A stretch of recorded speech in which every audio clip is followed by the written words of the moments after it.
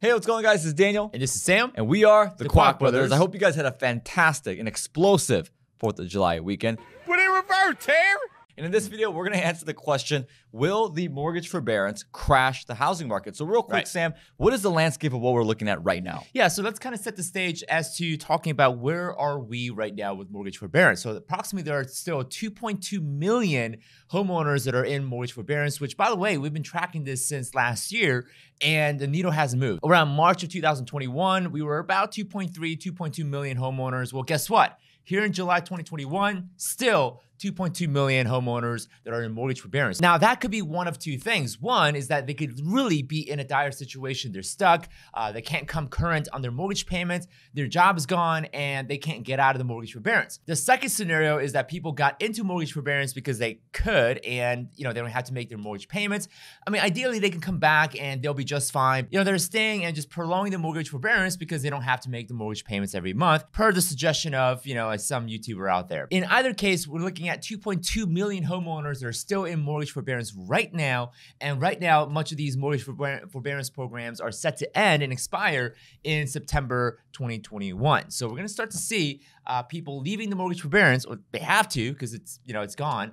And this is a question of, will we start to see a wave of foreclosures, short sales, and therefore it's going to add a humongous amount of inventory back in the market? Well, I think that's the big question that everyone's asking, right? Is the supply and demand chain going to be flipped completely 180 because the amount of inventory that's being added back into the housing market? And one more question, is that even going to happen? Because as we reported in last week's video, we have Ginnie Mae coming out saying that they're going to modify a lot of the mortgages in forbearance to 40-year mortgages. And they're going to completely change, and they're really trying hard to not have housing re-enter back into the inventory. But you would think with all this, demand, right? With all the buyers' demand, the buyer pool, a lot of buyers still sitting in the sidelines, you would think that would actually be welcomed in the housing market. But you know what, Daniel? This might be an unpopular opinion, but I'm going to say it. And that is, the government needs to get out of the way and not force the market to do anything. If the homeowners that are in mortgage forbearance, unfortunately, can't come to current, and I hate to say it because I don't really want to be the bad guy, but let them go into foreclosures and bankruptcies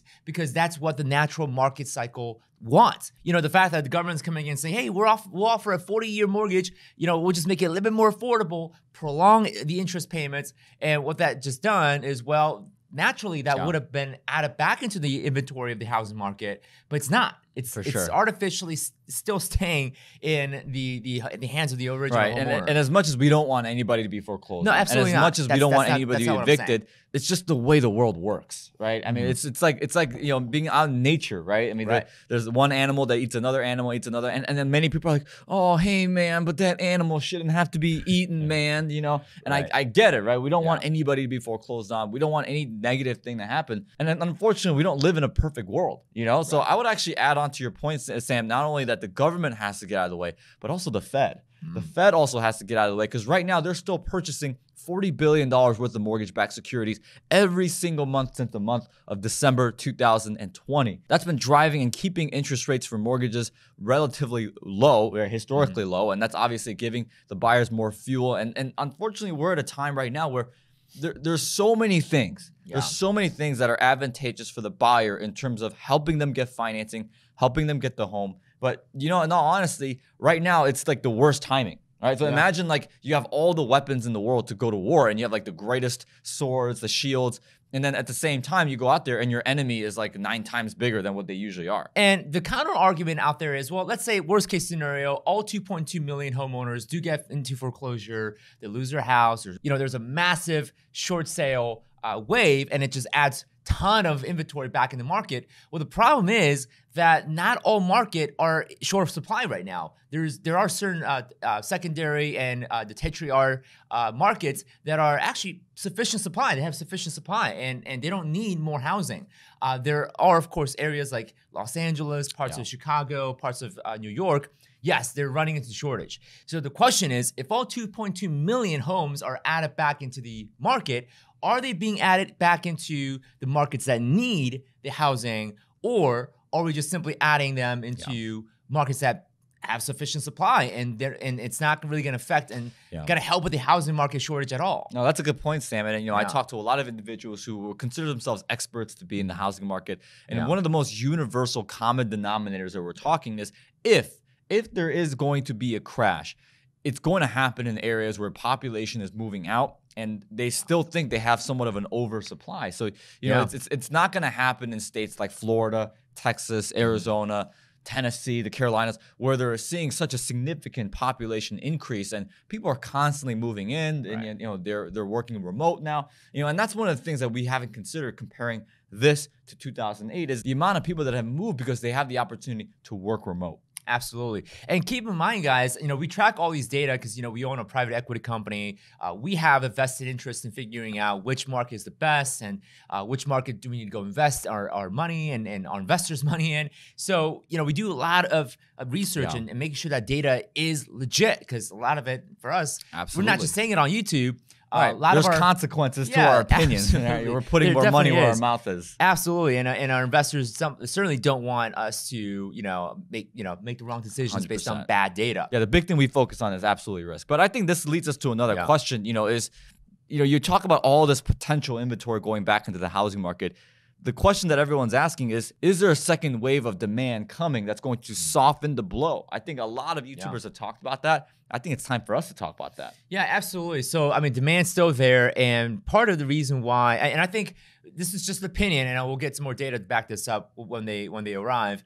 But a lot of the people that did want to buy the last 3 to 6 months are right now have decided, you know what, I'm just going to forget about this. I'm going to go to the sidelines. I'm going to wait it out. Right, I'm gonna wait it out until this thing's cools down. Which is why rent has been going up so high. Exactly. So people are going back to renting now. As rent keeps, it's kind of like almost like a scale, right? Yeah, a seesaw. As rent prices go up, then all of a sudden you get this demand for hey, we want to buy homes. Right now there's way too much demand for people wanting to buy homes. So people are kicked to the curb and now they're deciding to rent. Now next year, as inventory is added back.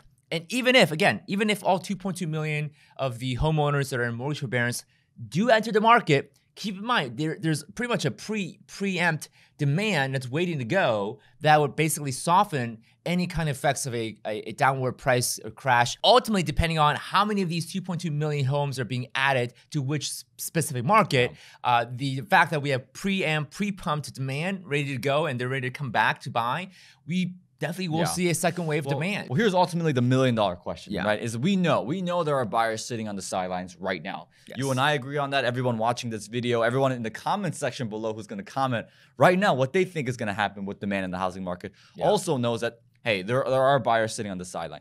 The question I have is that we know that there are people, but is that quality or is that quantity, right? Because a lot of individuals that are sitting on the sidelines right now that have been beaten out of the bidding war right, in the housing market. A lot of them are FHA borrowers. A lot of them, they're the 5% down, the 3.5% down. Absolutely. They're not the highest, and I hate to use this word, but they're not the highest quality buyer, right? They're going to get beaten out, obviously, by the guys who have cash, by the guys who can put 25% down, right? The people with more stability. As a matter of fact, we have friends who have sold their homes, and they're like, we've gotten 16 offers.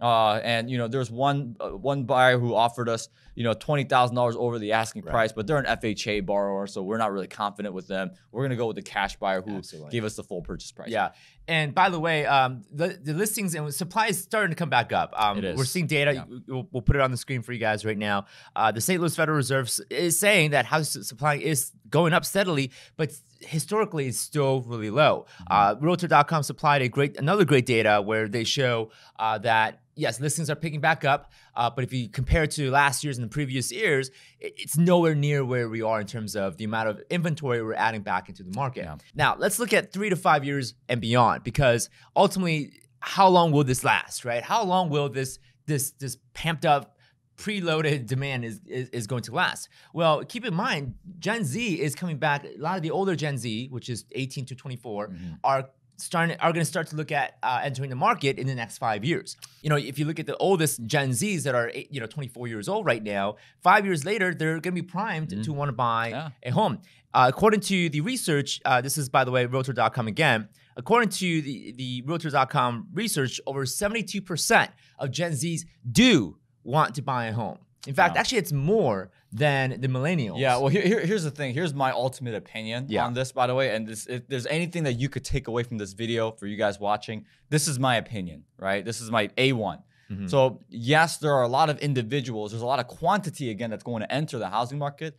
But what I believe is if there's some type of crash, if there's some type of correction that's going to happen, I believe that the quality of that buyer demand is going to drop significantly. I think with the amount of people, with the Gen Zs, the 18 to 24-year-olds that want to buy a home, you know, and because everybody wants certain things. For sure. But the question is, are they going to be able to afford it? Are they going to be able to, because keep in mind, guys, buyers demand, right? If you're talking about supply and demand, it's nothing about quantity, it's all about quality. Yeah. Can they actually afford? It doesn't matter who shows up at the car auction, it's about who's got the money. Right? Show me the money. That's the main statement here. Yeah. So what I believe is going to happen is if there's some type of crash, some type of correction, I believe a lot of the mortgage programs, the interest rates, the things that is a lot of it that's artificially boosting the housing market right now, like the Fed purchase of the MBS or the government intervention with all these different credits that Joe Biden wants to do with first-time homebuyers.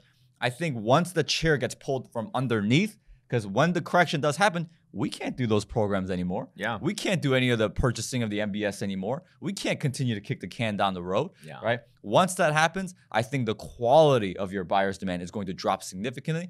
And I actually believe in 5 years, and this is my official prediction, in 5 years, when you and I are in our early 30s or mid 30s, I believe that we're going to see the highest percentage of renters we've ever seen in America. So coming back to the question, full circle, right? Will the mortgage forbearance ending this September, as well as, you look at what CFPB is doing to stop any foreclosures until 2022, is that going to crash the market? I don't think so. I think what it will do is, sure, it's going to add a little bit of supply. Again, Daniel talked about Ginnie Mae allowing 40-year modifications to these distressed homeowners, which, by the way, that's nuts. Personally, I think it's crazy. When have we ever heard of a 40-year mortgage? That is just nuts. By the way, because what's happening is for the first 10 years, all they're doing is making interest payments. Yeah. It's just absolutely crazy. Let us know what you guys think in the comments. I mean, we're talking 40-year mortgages. We're seeing 84-month financing for cars. I mean, how long are they going to keep this up? Yeah, I mean, people are trying to play the cash flow game as far as not paying as much in terms of monthly, but I mean, they're just shoveling interest, man. Wealth is an equity, man. It's crazy. So ultimately, we don't believe that we're gonna see a massive crash. We're gonna see a little bit of supply being added, but the fact that there's this overwhelming amount of demand, plus historically we still have low inventory. In the last 10 years, we haven't built enough homes to catch up. Yeah. We just simply haven't. The solution to all this is all the construction company pretty much would have to go just build like crazy.